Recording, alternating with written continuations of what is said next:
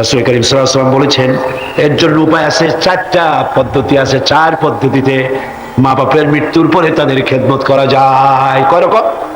কয়টা পদ্ধতি? মুখস্থ করেন। মা বাপের সাথে যারা নাফরমানি করেছেন অথবা করেন নাই, মা বাপ মরে গেছে, এখনো আপনার দায়িত্ব আছে। কয়টা? 4টা। খিসাল আরবা, 4টা পদ্ধতি আছে। আদ-দুআউ লাহুমা ওয়াল ইস্তিগফারু লাহুমা ওয়াল ইনফাযু আহাদিহিমা ওয়া ইকরামু সাদীকিহিমা। 4টা পদ্ধতিতে মৃত্যু মা বাপের খেদমত আপনি করতে পারেন। 1 নম্বরে হলো তাদের জন্য দোয়া করেন, সূরা ফাতিহা পড়েন, সূরা ইখলাস পড়েন। 3 বার সূরা ইখলাস পড়বেন, 1 বার কোরআন শরীফ খতম করার সওয়াব হয়ে যাবে। 1 বার সূরা ইয়াসিন পড়বেন, 10 বার কোরআন শরীফ খতম করার সওয়াব আমলনামায় লাগা হয়ে যাবে। দরুদ শরীফ পড়েন, এগুলি পড়ে মা বাবার জন্য দোয়া করেন। আর বলেন রব্বিরহামহুমা কামা রাব্বায়ানি সগীরা। মা বাবার জন্য দোয়া করেন। কয়টা পদ্ধতি? কয়টা? 1 নম্বরে হলো দোয়া করা। 2 নম্বরে ইস্তিগফার, মা বাবার জন্য ক্ষমা চাওয়া আল্লাহর কাছে। আল্লাহকে বলতে হবে রব্বুল আলামিন, আমার মা বাপ মানুষ, অন্যায় করেছে, ভুল করেছে, গুনাহ করেছে, গুনাহ হইতে পারে। আল্লাহ তুমি দয়া করে আমার মা বাপের জিন্দেগির গুনাহ খাতা মাফ করে দাও। বলেন আমিন। আরো বলতে হবে আল্লাহ পাক, আমার মা বাপ জীবনে যত গুনাহ করেছে তাদের জীবনের সাইয়্যাত গুলি হাসানাত দিয়া তুমি বদলাইয়া দাও। তুমি যদি ইচ্ছা করো তাহলে তো আমার মা বাপ যে গুনাহ করছে এই গুনাহগুলি তুমি নেকির পাল্লায় নেক বানায় উঠাই দিতে পারো। পারে না? পারে না? সেভাবে দোয়া করো। 3 নম্বরে তাদের ওয়াদা পূরণ করো। মা বাপ যে সব ওয়াদা করে গেছেন পূরণ করতে পারেন নাই, মা বাপের ওয়াদাগুলি পূরণ করে দাও। 4 নম্বরে মা বাপের যেসব বন্ধু আছে, মায়ের যেসব বান্ধবী আছে, তাদের সঙ্গে সম্মানজনক আচরণ করো, মাঝে মধ্যে তাদেরকে হাদিয়া দিও। কিন্তু আল্লাহ যখন মানো তখন আসো তোমরা আর আমরা একটা কথায় ঐক্যবদ্ধ হই, এই যে আল্লাহ ছাড়া কারো গোলামি করব না। ওয়ালা নুশরিকা বিহি শাইয়া, আর আল্লাহর ইবাদতের সাথে কাউকে শরীক স্থাপন করব না। ওয়ালা ইয়াত্তাখিযা বা'দুনা বা'দান আরবাবাম মিন দুনিল্লাহ, আর আমরা পরস্পরকে আল্লাহ ছাড়া কাউকে সুপার পাওয়ার হিসাবে মেনে নেব না। এই কথাগুলি যদি মানা হতো তাহলে আজকের এই সংঘর্ষ হতো না। মূলত আজকের পৃথিবীর খ্রিস্টানেরা তারা তাদের ধর্ম পালন করছেন না। আমি ইউরোপে আমেরিকায় দেখেছি গির্জায় যাওয়ার মতো লোক নাই। সপ্তাহে মাত্র 1 দিন তারা গির্জায় যান। কোন দিন? রবিবার। সেই রবিবারও গির্জায় যাওয়ার লোক পাওয়া যায় না। ফলে এর মেইনটেনেন্স কি করে হবে? এই জন্য গির্জাগুলির সামনে অনেক জায়গায় লেখা দেখেছি ফর সেল, বিক্রয়ের জন্য সাইনবোর্ড লাগানো হয়েছে। লন্ডনে এরকম বহুত গির্জা যেগুলিকে বিক্রয়ের সাইনবোর্ড লাগাই দেওয়া হয়েছে। এলাকার অধিবাসী, আমাদের দেশের মুসলমান, পাকিস্তান, ইন্ডিয়া, সাবকন্টিনেন্ট, আরব ইত্যাদি এলাকার মুসলমানেরা চান্দা তুলে গির্জাগুলি কিনে নিয়েছে সরকারের কাছ থেকে, আর মসজিদে পরিণত করে দিয়েছে। আজকে আল্লাহ যারা বিশ্বাস করে তাদের মধ্যে ঐক্য থাকলে দুরবস্থা হতো না। আজকে দুরবস্থার সৃষ্টি হয়েছে, হিংসা, সংঘাত, সংঘর্ষ হচ্ছে আল্লাহ তাওহীদে বিশ্বাস না থাকার কারণে। তাওহীদের স্বরূপ ছোট্ট একটি সূরার ভিতরে আল্লাহ পাক পরিষ্কার করেছেন। আল্লাহ রাব্বুল আলামিন কোরআনে কারীমের ভিতরে ছোট্ট একটি সূরার ভিতরে ঘোষণা করেছেন, কুল হুয়াল্লাহু আহাদ। পড়েন সবাই আমার সাথে, কুল হুয়াল্লাহু আহাদ আল্লাহুস সামাদ লাম ইয়ালিদ ওয়া লাম ইউলাদ ওয়া লাম ইয়াকুল লাহু কুফুয়ান আহাদ। আল্লাহ পাক বলেন, নবী আপনি বলুন আল্লাহ এক এবং একক, তিনি বেনিয়াজ, তিনি কারো মুখাপেক্ষী নন, তাকে কেউ জন্ম দেয়নি, তিনিও কাউকে জন্ম দেন নাই। আকাশ আর জমিনে আল্লাহ পাকের সমকক্ষ কেউ নাই। ছোট্ট একটি সূরার মধ্যে আল্লাহ পাক পরিষ্কার করে দিয়েছেন তাকে কেউ জন্ম দেয়নি, তিনিও কাউকে জন্ম দেননি। অথচ খ্রিস্টানেরা আল্লাহর ছেলে বানাই ফেলাইছে। নাউজুবিল্লাহ বলেন। আল্লাহ পাক বলেন, খ্রিস্টানেরা বলে ওয়াকালাতিন নাসারাল মাসীহু ইবনুল্লাহ, মসিহ হচ্ছে আল্লাহর পুত্র। নাউজুবিল্লাহ। আল্লাহ পাক এ কথার জবাব দিয়েছেন রব্বুল আলামিন বলেন বাদিউস সামাওয়াতি ওয়াল আরদ আন্না ইয়াকুনু লাহু ওয়ালাদুন ওয়া লাম তাকুন লাহু সাহিবা ওয়া খালাকা কুল্লা শাই। তিনি তো আকাশ এবং জমিন সৃষ্টি করেছেন। আন্না ইয়াকুনু লাহু ওয়ালাদুন ওয়া লাম তাকুন লাহু সাহিবা, তার বাচ্চা হবে কি করে? তিনি তো কোনো জীবন সঙ্গিনী গ্রহণ করেননি, তিনি তো কোনো স্ত্রী গ্রহণ করেননি, তার বাচ্চা আসবে কোথা থেকে? ওয়া খালাকা কুল্লা শাই, আর সবকিছুর স্রষ্টা হচ্ছেন তিনি আল্লাহ পাক। তিনি কাউকে জন্ম দেননি, তাকেও কেউ জন্ম দেয়নি। যালিকুমুল্লাহু রাব্বুকুম লা ইলাহা ইল্লাহু খালিকু কুল্লি শাইইন ফা'বুদুহু ওয়া হুয়া আলা কুল্লি শাইইন কাদির। যালিকুমুল্লাহু রাব্বুকুম, এই হচ্ছে তোমাদের রব। সুবহানাল্লাহ বলুন। এই হচ্ছে তোমাদের রব। লা ইলাহা ইল্লাহু, তিনি ছাড়া তোমাদের কোনো ইলাহ নাই, কোনো মাবুদ নাই। তিনি হচ্ছেন একমাত্র তোমাদের রব। তার জ্ঞান, তার ক্ষমতা এবং তার গুণাবলী সমস্ত বিশ্বব্যাপী ছড়িয়ে আছে। হযরত ইব্রাহিম আলাইহিস সালাম তখনও তিনি নবুয়ত পান নাই, তিনি তাওহীদকে খুঁজতেছিলেন। তিনি পিতার সঙ্গে পিতা মূর্তি তৈরি করতেন, পিতা মূর্তি তৈরি করত, এই মূর্তির কাছে তারা মাথা নত করত। ইব্রাহিম আলাইহিস সালাম মূর্তির কাছে যান নাই, মাথা নত করেন নাই, তখনও তিনি নবুয়ত পান নাই। তিনি চিন্তাই করতেছিলেন যে এই মানুষকে কে সৃষ্টি করেছে, এই আকাশ কে সৃষ্টি করলো, এই তারকারাজি কে সৃষ্টি করলো, কিভাবে এমনি এমনি আকাশ হলো, এমনি এমনি জমিন হলো, মানুষ হলো। যেভাবে আজকাল বিজ্ঞানীরা, এক শ্রেণীর বুদ্ধিজীবীরা বলে সব নাকি এমনি এমনি হয়েছে। চন্দ্র সূর্য সম্পর্কে তারা বলছে এ নাকি এমনি এমনি হয়েছে। তো পৃথিবী কেমনে হয়েছে? যে সূর্যের পাশের থেকে একটা জ্যোতিষ্ক ছুটে যাচ্ছিল খুব জোরে, এই ফোর্স সহ্য করতে না পেরে সূর্যের একটা দুর্বলতম অংশ ছিটকে পড়ে গেল। ওইটা মহাশূন্যে পড়ে ঘুরতে লাগলো, ঘুরতে ঘুরতে পৃথিবীর আকার ধারণ করলো। কি বুদ্ধি চিন্তা করে! আচ্ছা, এটা যদি সত্য হয়, এই কথাটা যদি সত্য হয় যে সূর্যের পাশ দিয়ে একটা জ্যোতিষ্ক ছুটে গেল, ওইটা ছিটকে পড়ে পৃথিবী হয়েছে, তো এখন তো পৃথিবীতে মানুষ ধরে না, এখন কেন আর একটা জ্যোতিষ্ক ওইখান থেকে যায় গুঁতো দিয়ে আর খানিকটা ভাঙ্গে আর একটা পৃথিবী বানায় না? কতগুলি বোতল খাইয়া এই জাতীয় কথাবার্তা ওনারা লেখেন, আল্লাহ ভালো জানেন। ইব্রাহিম আলাইহিস সালামের তাওহীদ অনুসন্ধানের এই ঘটনাকে কোরআন কি সুন্দর করে চিরন্তন করে রেখেছে তার বুকের মধ্যে, যাতে করে লোকেরা, চিন্তাশীল লোকেরা যাতে করে বুঝতে পারে। فلما جن عليه الليل رأى كوكبا قال هذا ربي।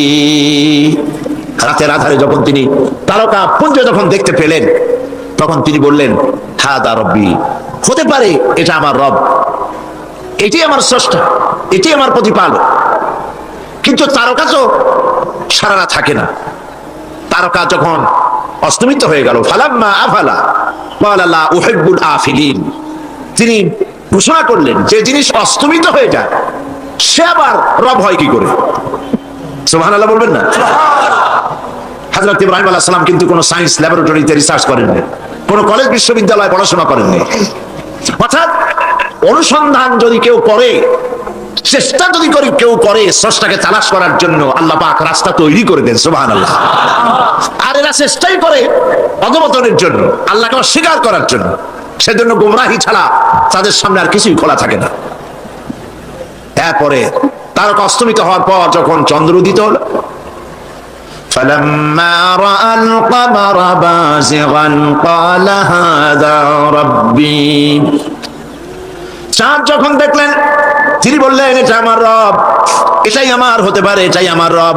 فلما أفل قال لئن لم يهدني ربي لأكونن من القوم الضالين।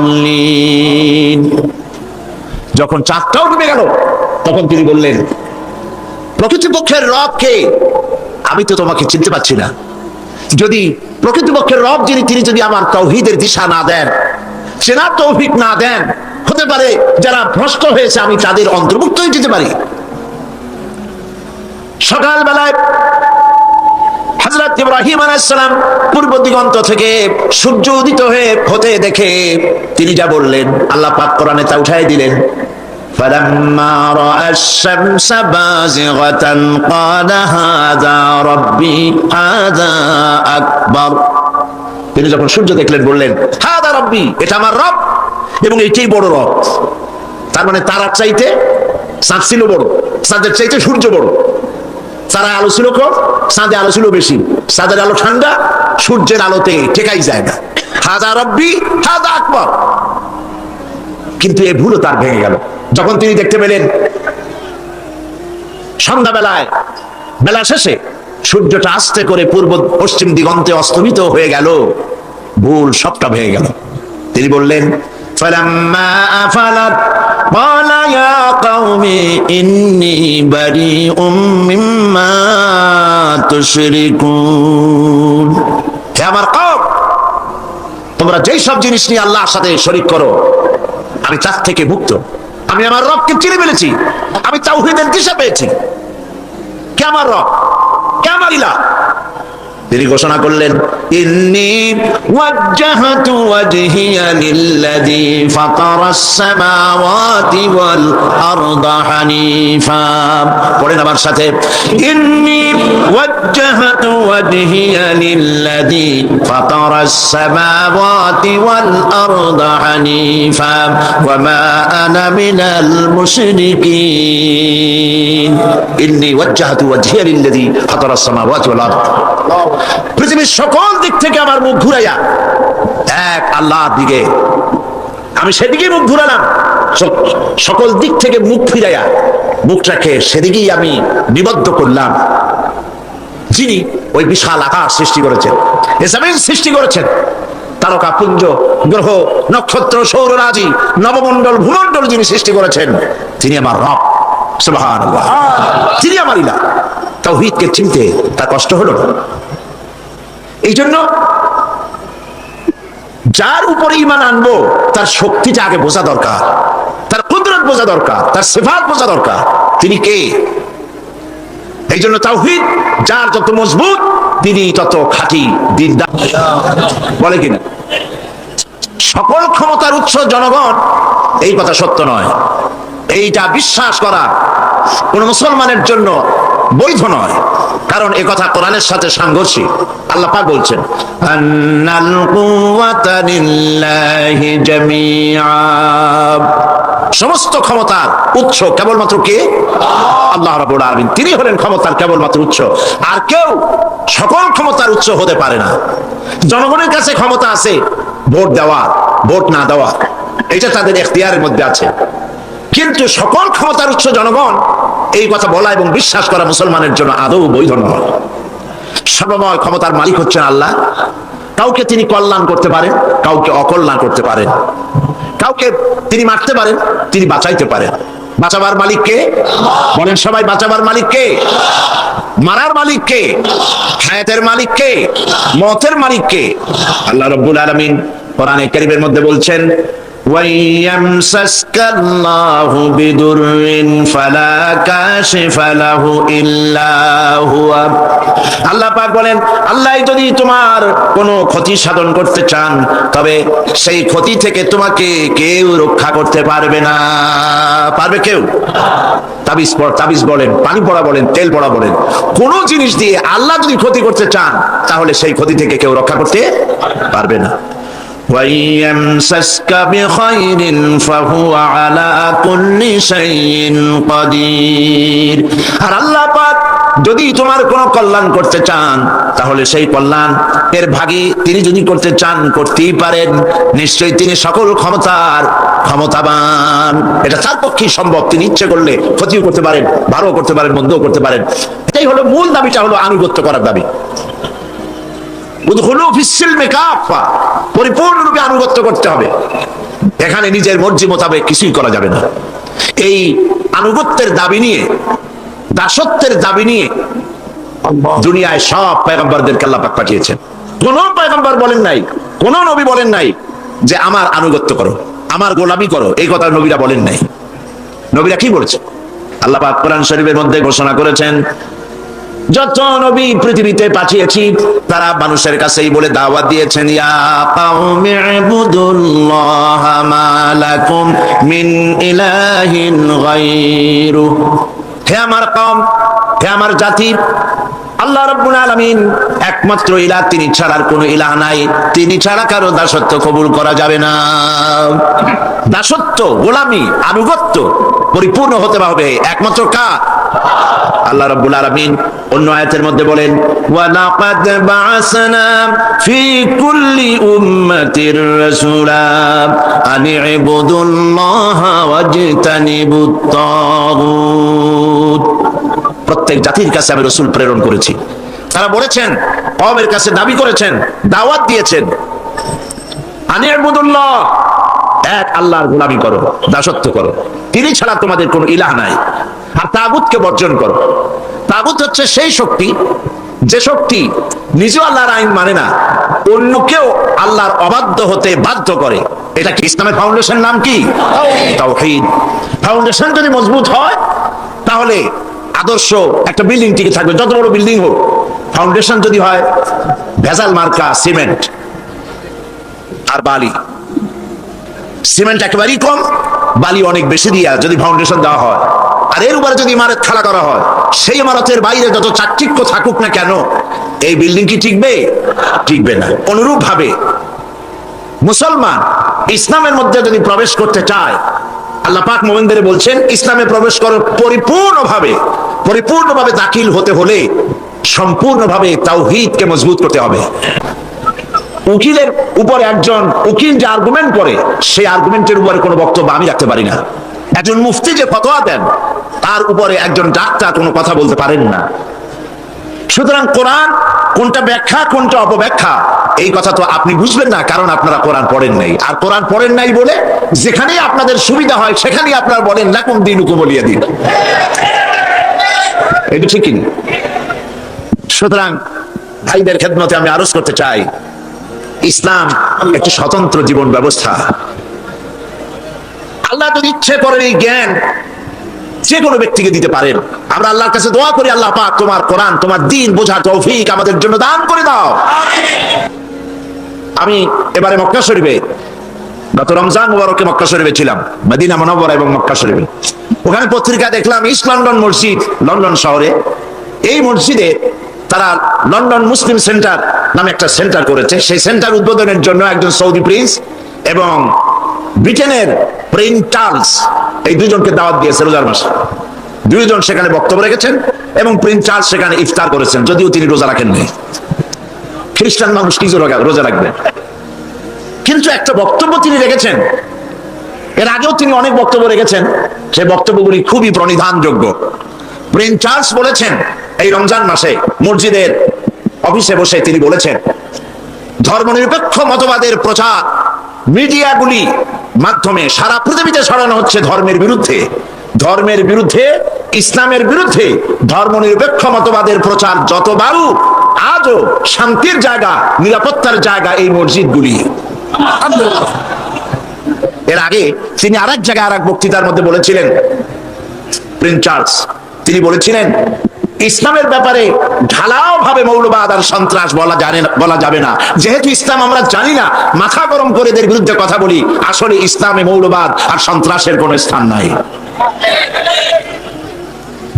আজ ইসলাম হচ্ছে পৃথিবীর মধ্যে সব থেকে শ্রেষ্ঠ জীবন ব্যবস্থা। এক নম্বর হচ্ছে তাওহীদ, দুই নম্বর হচ্ছে শিরক বর্জন করা। শিরকে বর্জন করতে হবে, তাওহীদ প্রতিষ্ঠা করতে হবে। এই তাওহীদ সম্পর্কে, শিরক বর্জন এবং তাওহীদ প্রতিষ্ঠা, এই দুটি হলো মুসলমানদের জন্য সর্বপ্রথম কাজ। আমরা সর্বপ্রথম নিজেদেরকে মুসলমান হিসেবে ঘোষণা করার আগেই মুসলমান হিসেবে ঘোষণা করেছি এই কথা দিয়ে, লা ইলাহা ইল্লাল্লাহু মুহাম্মাদুর রাসূলুল্লাহ। জোরে পড়েন, লা ইলাহা ইল্লাল্লাহ, লা ইলাহা, লা ইলাহা,